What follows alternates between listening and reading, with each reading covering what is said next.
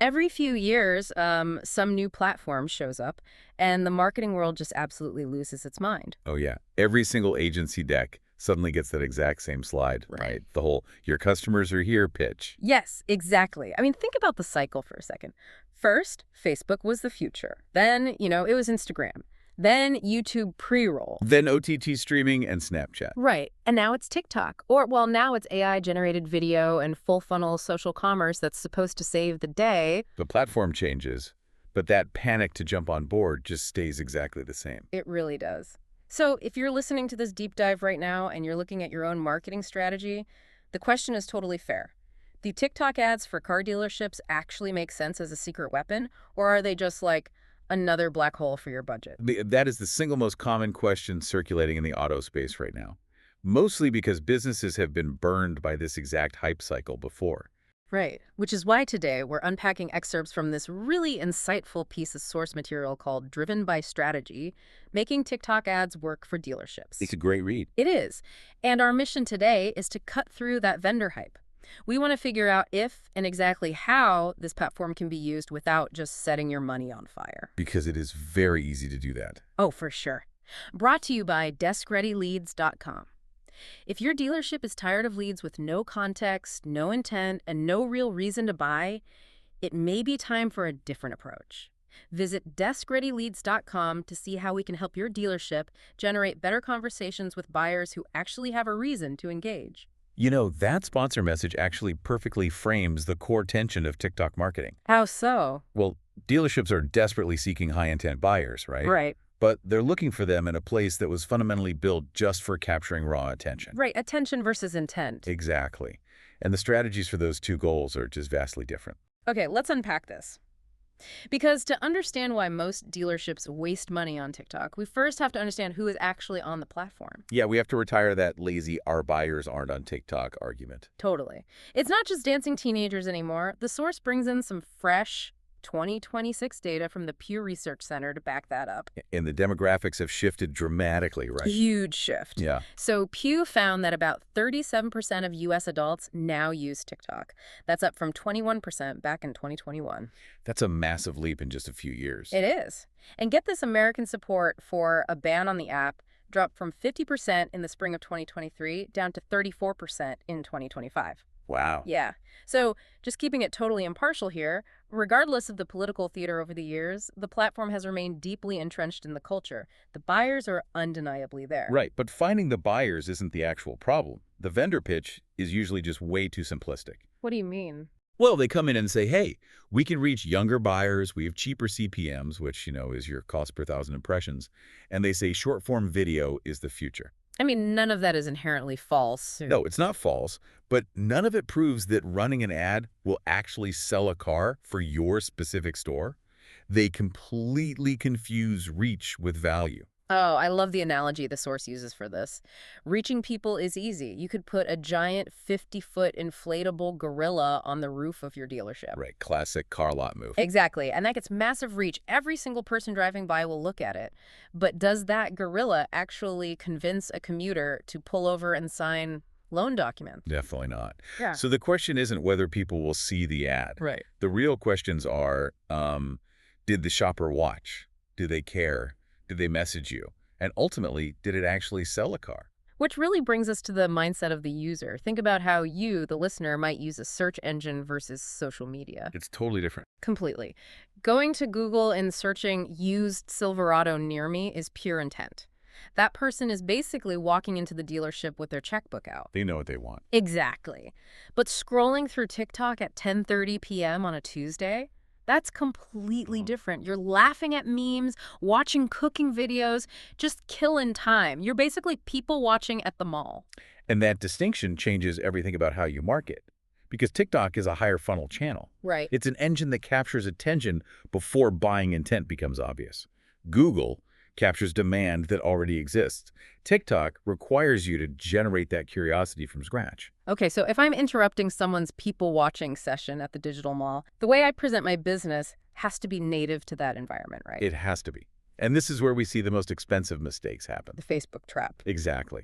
A dealership will take their standard, generic, big sale this weekend graphic, turn it into a vertical video, Slap some trending audio underneath it and just expect the leads to pour in. Or they just upload a polished television commercial. Right. And when it fails, they blame the platform. Well, wait, let me push back on that for a second. Let's say a dealership just spent like thousands of dollars on a highly polished professional ad. Okay. We're talking professional lighting, a great voiceover, 4K drone shots of the lot. Why wouldn't they want to blast that everywhere? Isn't high production value a good thing? What's fascinating here is how the human brain works. It's incredibly efficient at pattern recognition, especially when swiping through a feed. Okay. Users are in an entertainment mindset. When they swipe and instantly see high-production lighting and corporate logos, their brain flags it as an ad within a fraction of a second. Oh, wow. So they swipe past it before the message even lands. Exactly. TikTok actively punishes anything that feels like an ad before it actually earns the user's attention. So high production value actually works against you. It triggers ad fatigue. Precisely. The platform demands native creative. Define native in this context. It means the content matches the aesthetic of the organic videos around it. Fast hooks, handheld smartphone video, slightly imperfect, and featuring real human beings speaking directly to the camera. Got it. So a generic, everyone-approved graphic will just get ignored. Completely. But a handheld video of a real finance manager sitting at their messy desk explaining why payment shoppers get confused by interest rates. That stops the scroll. That makes a lot of sense. And the source places a huge emphasis on giving the dealership a face, because users trust people over logos, right? Authenticity is the real currency here. A perfectly animated inventory ad will lose every time to a real salesperson standing next to a car, explaining exactly who that specific vehicle is best suited for. Okay, so once a dealership stops acting like a billboard and starts acting human, how do they actually create a hook that makes a scrolling user stop and engage? That's the million-dollar question. Here's where it gets really interesting. The source introduces a strategy that's kind of backwards for most retail marketing. You don't start by pitching the vehicle. No, you start with a problem-based hook. Right. Instead of saying, look at this gorgeous 2024 Tahoe, the hook is something like, your monthly payment might be too high right now, and here's why. Or, before you spend $2,500 in repairs, watch this. Yes. Or why online trade-in values aren't actually real offers. Those hooks are just magnetic. They work because they're educational and emotional. You're opening a psychological loop. What do you mean by an open loop? When you present a specific problem or tease some insider information, the human brain desperately wants resolution. Opening a loop makes the viewer feel like they're missing out on vital knowledge if they don't stick around for the next sentence. That's brilliant. You aren't yelling, buy now. You're saying, hey, this frustrating thing might be happening to you. Let me explain it. Exactly. That is how you earn attention from someone who wasn't actively shopping for a car. Okay, so while that organic educational approach is the foundation, the platform's ad infrastructure is actually evolving too. Yeah, it's getting much more sophisticated. Right. As of May 2025, the source notes that TikTok's automotive ads are powered by a system called Smart Plus Discover. Which is a huge shift. Yeah, because it enables actual catalog-based inventory ads. And the claims are pretty bold. TikTok is citing a 41% lower CPA, or cost per acquisition, and a 51% lower last-click CPA. Right, which brings TikTok much closer to something like Google vehicle ads. But how does that even work? How does the algorithm know which specific VIN from a dealer's website to show a user who's just killing time at the digital mall? It's all behavioral. The algorithm tracks microactions. How many milliseconds you linger on a truck video, your search behavior within the app, link clicks. Wow, just tiny signals. Exactly. Smart Plus connects a dealership's live inventory feed to the platform. When it detects someone is researching midsize SUVs, it dynamically injects a specific SUV from the local dealer right into their feed. That sounds incredibly powerful. It is, but we really have to apply some caution here. No? Inventory ads won't fix a messy dealership feed. All right. If your photos are blurry or your prices are totally uncompetitive, the most advanced algorithm in the world isn't going to save you. It just means you'll efficiently serve terrible ads to the right people. That's a great point. So if inventory ads require that perfection, where does the problem-based native content really shine? The text outlines a few specific use cases where TikTok just excels. Yeah, first is local awareness, right? Especially for smaller dealerships trying to compete with the massive auto groups that completely dominate Google search spend. Because on TikTok, creativity beats budget every time. Love that. The second use case is Spanish language campaigns, like explaining the approval process for buyers using an ITI, an individual taxpayer identification number, instead of a social security number. The ITN example is just brilliant. It tackles a really complex, anxiety-inducing process for a specific demographic. Yeah. A native video explaining that process in Spanish builds immense trust before that customer ever steps foot on the lot. Okay, and the third use case is Fixed Ops So, the service and parts departments. The source suggests totally ditching the boring $10 off an oil change coupon. Please, yes, ditch those. Right. Instead, you create a video titled, "Here are 3 sounds your brakes should never make." Which is perfect because TikTok is a sound-on platform by default. Audio hooks perform exceptionally well. Okay, but let's be real for a second and introduce some operational friction. Service lanes are incredibly chaotic. Oh, absolutely. Are you seriously suggesting that a busy master mechanic is going to stop turning wrenches, set up a ring light, and play social media influencer? No. You absolutely do not pull a mechanic off a heavy repair. Okay, good. So how does it actually work? The execution relies on batching content with the front-of-house staff, like the service advisors. You take one advisor, dedicate 45 minutes on a slow Tuesday morning, and film 10 different problem-based videos back-to-back. Just using a smartphone? Just a smartphone. They explain the brake sounds. They show a dirty air filter versus a clean one. You aren't asking them to be influencers. You're just asking them to document the conversations they already have with customers every single day. Okay, that makes the execution way more realistic. Yeah. But let's say they do this perfectly. They film it, the hooks are great, they run the ads, and they get massive engagement. Right. A vendor sends them a report showing 80,000 views, high completion rates, low CPMs. It's time to celebrate, right?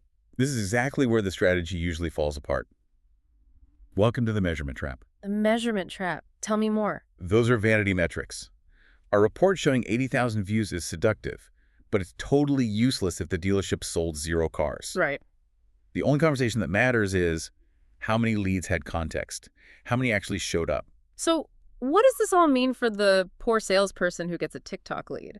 If someone was just casually scrolling, aren't these leads basically useless? They aren't useless, but they are lower intent. That is why your funnel has to do the heavy lifting to qualify them. Meaning the lead form itself? Exactly. You can't just ask for a name and a phone number, because it's too easy. A user might tap submit out of mild boredom and forget about it 10 seconds later. So you need them to pause and actually think. Right.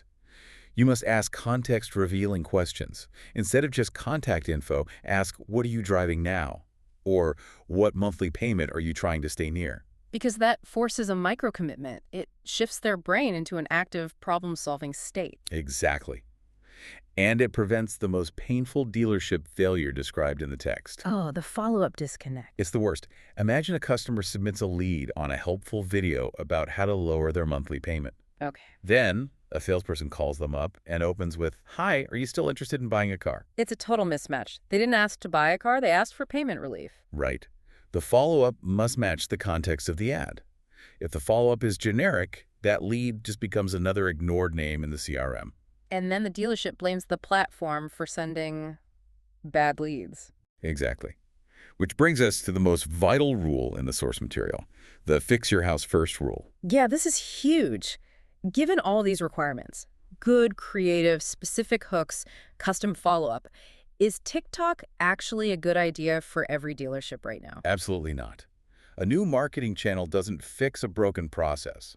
It exposes it. Wow, yeah, it exposes the cracks. If a dealership's CRM is full of garbage, or their website is broken, or their salespeople routinely ignore internet leads, they should not be anywhere near TikTok. But for the dealerships that do have their house in order, what's the smart strategy? The source says you shouldn't start with a massive paid budget, right? Right. Don't spend a dime at first. Start with organic content as a creative testing platform. So just test the waters. Exactly. Shoot 20 different short videos with different hooks. Some about payment relief, some about aged inventory, lease end options.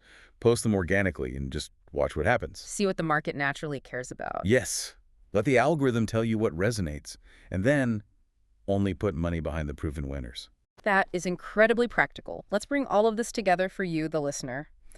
TikTok ads are not magic. Definitely not. And they are absolutely not a replacement for a solid Google search strategy or strong dealership follow-up. But if used correctly as an attention engine to explain real buyer problems and build local trust, they are highly effective. You really are. And I want to leave you with a final thought to ponder. Let's hear it. The real power of a platform like TikTok isn't just in selling a product. It's in diagnosing a problem the customer didn't even realize they had yet. So if you look at your own industry or your own company's marketing today, are you just standing there yelling "buy now" into the void? Or are you actually stopping the scroll by making your customer feel seen and understood before they even realize they need you? That is a fantastic standard to measure any campaign against. Yeah. Diagnosing the problem before they even know they have it. Thank you so much for joining us on this deep dive. Keep analyzing your strategies, keep asking the right questions, and we'll catch you next time.